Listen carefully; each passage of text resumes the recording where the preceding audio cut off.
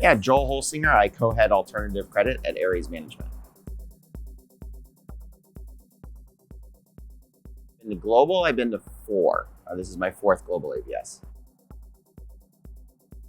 Well, I'm giving the keynote this year, and we're one of the main sponsors of the Private Debt Summit. And this is an event that our team goes to every year. We probably have 20 to 25 people that are here. We also attend, ABS East. We also attend ASF. And so it's the one place, or the three places, as it may be, where everybody gets together and you can kick off 50 meetings with counterparties and bankers and others all in one place. So it's just a perfect nexus for networking.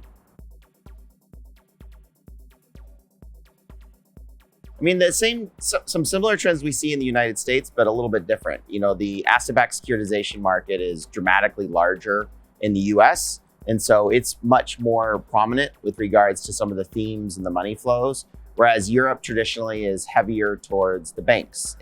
But the same thing we're seeing in the US, we're seeing in Europe with regards to the banks, which is the adaptation to Basel Endgame, the adaptation to the new regulatory environment, what really, frankly, makes banks more boring. It basically says banks need to stick to a relatively tight box, which really opens up the broader ABS market across US and Europe, as well as the private credit markets, where we invest, especially when you're talking about asset-based investing.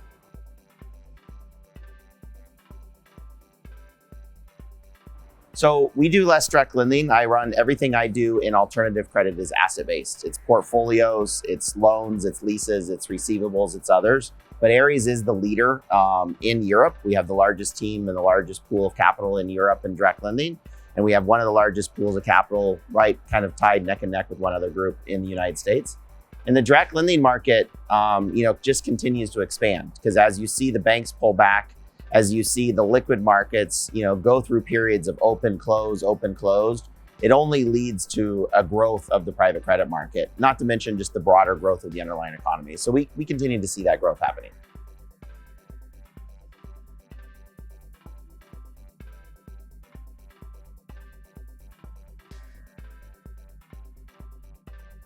Yeah, I actually think that the stress that's happened from the banks, as well as Basel Endgame, is going to continue, as I stated earlier, just to make banks more boring.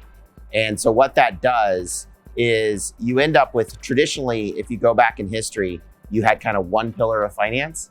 Now you have five pillars of finance. And that really started in the 1970s when the securitization market opened up. So you got banks, you got securitization, you got insurance, you got sovereign wealth and large pensions, and you got private credit. And so instead of there only being one money multiplier that was banks, now you have these five.